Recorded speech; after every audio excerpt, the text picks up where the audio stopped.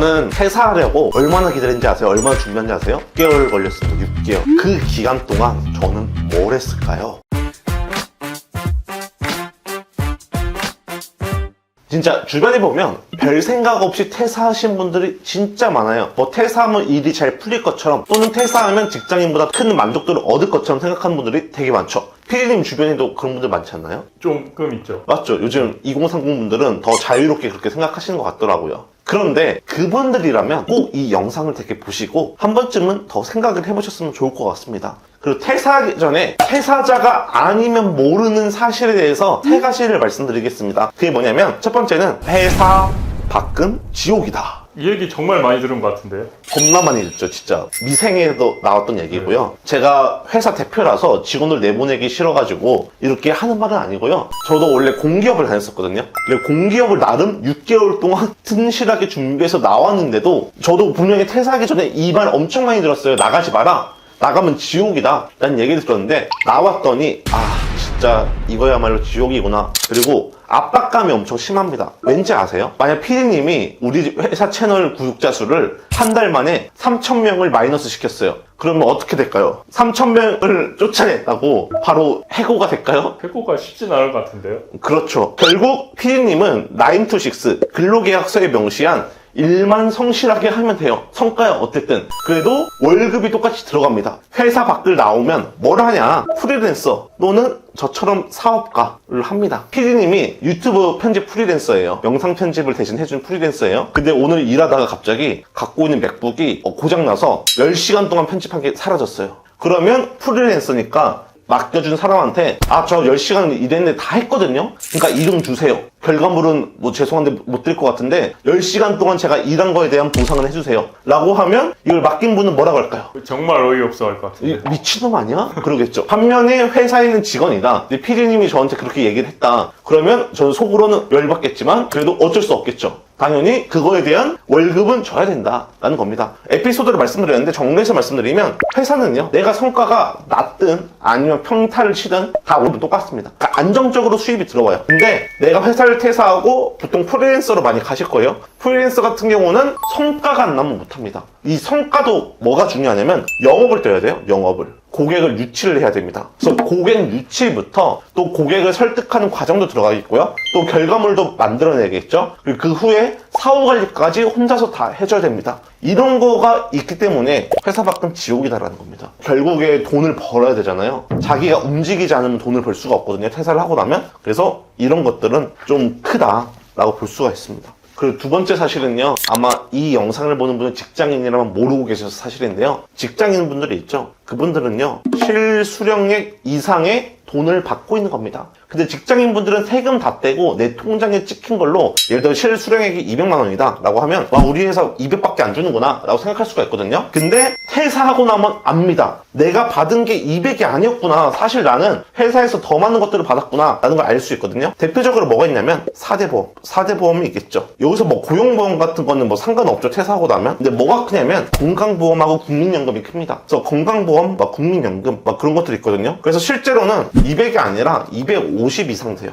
여기에 회사 복지나 연차나 더 따지면 270, 80까지 올라가거든요. 그렇게 따지고 보니까 나는 한 200 정도 받은 줄 알았는데 실질적으로 내가 회사 다니면서 받았던 가치는 한 이 정도 되는구나 라고 볼 수가 있습니다. 이 점을 저도 솔직히 몰랐어요. 퇴사하기 전까지는 그래도 내가 한 달에 실수령이 200만 원 중반이었으니까, 그래서 뭐 세금 내고 한다고 쳐도 한 350 정도만 돼도 괜찮지 않을까 생각했는데, 이런 것들을 아예 저는 크게 생각을 못했던 거죠. 그래서 이 점도 퇴사하기 전에는 알고 계시는 게 좋습니다. 내가 어느 정도 돈을 벌어야 퇴사하는 게 맞는지 그런 것도 아실 수 있잖아요. 세 번째는요, 진짜 이건 드리고 싶은 얘기인데요, 회사 엑시트 이꼴 빡세게 살겠다. 그게 무슨 소리죠? 회사를 퇴사한다는 거는 나는 더 열심히 살겠다는 거를 뜻하는 거다. 회사 퇴사하시는 분도 보면 주로 퇴사 이유가 뭐냐면 일이 너무 힘들어서요. 상사가 또라이 같은 사람이 있어서 퇴사했습니다. 그 정도로 힘들어서 건강에 문제가 생기거나 하면 퇴사하는 게 맞겠죠. 근데 버틸 수 있는데도 회사 다니기 싫어서 퇴사를 한다는 거는 후회할 수가 있습니다.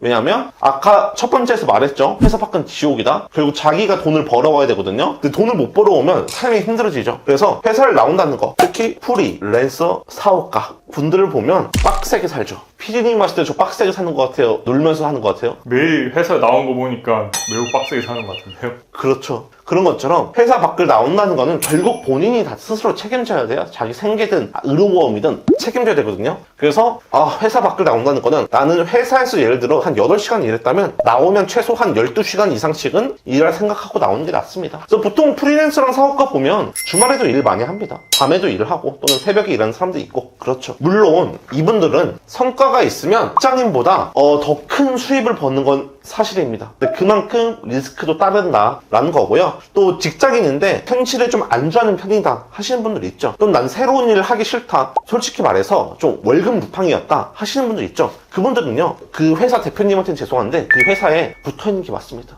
나가서 퇴사를 한다라고 한다면 큰 악재가 마주할 수밖에 없다라는 거죠. 그래서 솔직히 퇴사하시는 분들은 그냥 자기 삶 주도적으로 사시는 분들이 퇴사하시는 게 더 맞긴 합니다. 그러면 본격적으로 나는 진짜 이런 성향을 가지고 있고 이 내용도 알고 있어. 근데 나는 퇴사를 해보고 내 일을 해보고 싶다 하시는 분들 있죠. 그분들을 위해서 퇴사 준비 기간 동안 뭘 준비해야 되는지 제 경험을 비추어서 같이 한번 말씀드리겠습니다. 저 같은 경우는 이제 퇴사를 하기 위한 목적이 뭐냐면 회사 다니면서 유튜브를 했었거든요. 근데 유튜브가 다니면서도 구독자가 한 7만 명 정도까지 찍었습니다. 그러면 유튜브로서는 굉장히 많은 제안들이 들어오거든요. 그 대표적으로는 뭐 광고를 해주고 돈을 받을 수도 있고요. 또는 다른 채널에 나가서 콜라보도 할 수도 있고요. 또는 책도 쓸 수가 있습니다. 그런 것들이 있는데 저 같은 경우에는 아무래도 공기업이다 보니까 뭐 광고 못 받는 거 그리고 뭐 이해는 되는데 좀 아쉬웠던 게 뭐냐면 저는 제 책을 출간하고 싶었거든요. 나는 월급쟁이에서 이렇게 독립했다 라는 책이 나온 건데 이때 저는 이 책을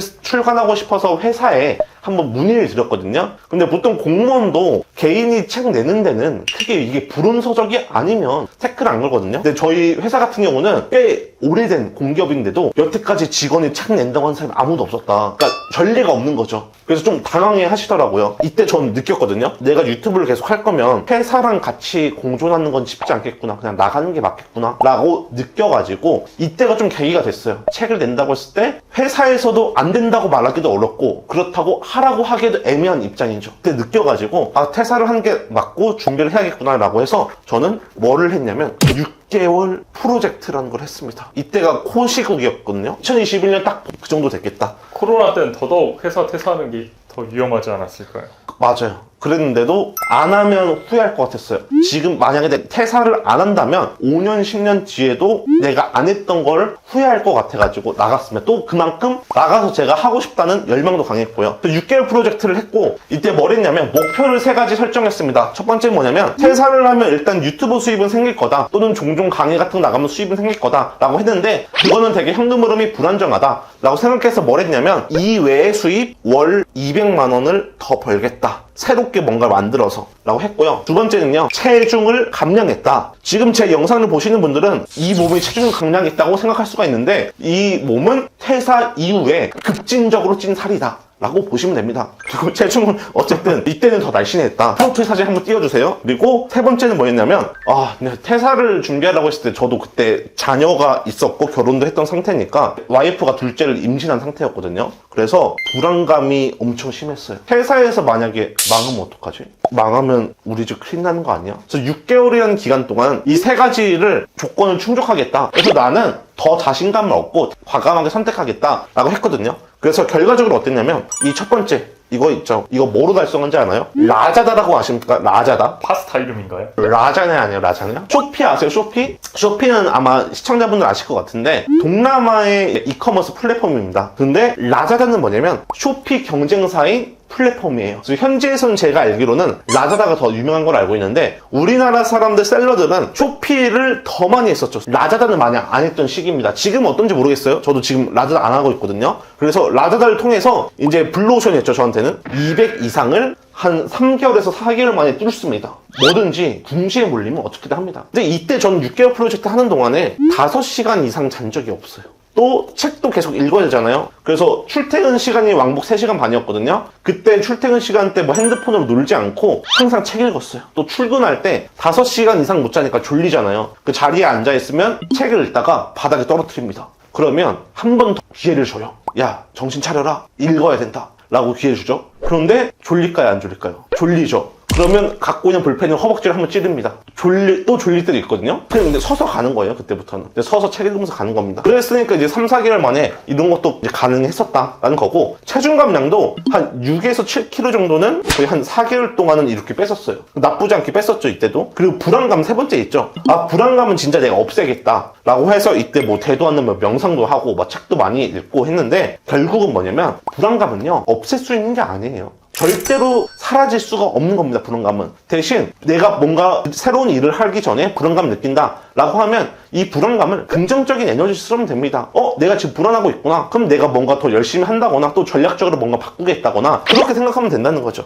이런 것들을 소기에 좀 달성을 하고 4개월인가 한 5개월 정도 지나서 2021년 11월에 퇴사를 했습니다. 그래서 저는 현재 공유오피스 직영점 5개, 가맹점 한 33개 정도 되죠. 공유오피스 이제 대표로 하고 있죠. 회사를 나와가지고 그렇게 하고 있는데, 어떻게 보면 저란 사람은 오히려 회사 밖이 맞는 걸 수도 있어요. 제 성향상. 왜냐면 회사 안에 있었을 때도 새로운 직무를 맡았을 때 돌이켜보니까 뭔가 새롭게 기존보다 개선하고 싶다거나 아니면 또 매출을 올릴 수 있는 방안들을 떠올려서 실제 실행하고 막 결과물을 내거나 한 적이 있었거든요. 그래서 뭐 주변에 이제 선배들한테 또 이렇게까지 하냐라고 핀잔도 듣기도 했거든요. 왜냐면 제가 움직이면 다른 선배들도 이제 같이 좀 더 할 수밖에 없는 그렇게 되는 거니까. 근데 결국에는 회사 밖에 나와서 현재는 사업을 하고 있는데, 어떻게 보면 저는 짱님보다는 이게 더 맞았지 않았을까 라고 생각합니다. 뭔가 새롭게 해보고 싶은 사람이 있거든요. 주도적으로 해보고 싶은 분들은 회사 밖을 나와서도 물론 그분들의 좀 능력이 있으면 더 잘 될 거다 라고 보는 거고요. 반면에 아까도 말한 것처럼 나는 주도적인 사람이 아니다, 솔직히 본인은 알잖아요, 나 월급 루팡이다 하는 분들은 그냥 나오지 마세요. 나오면 100% 후회합니다. 그래서 정리해서 말씀드리면,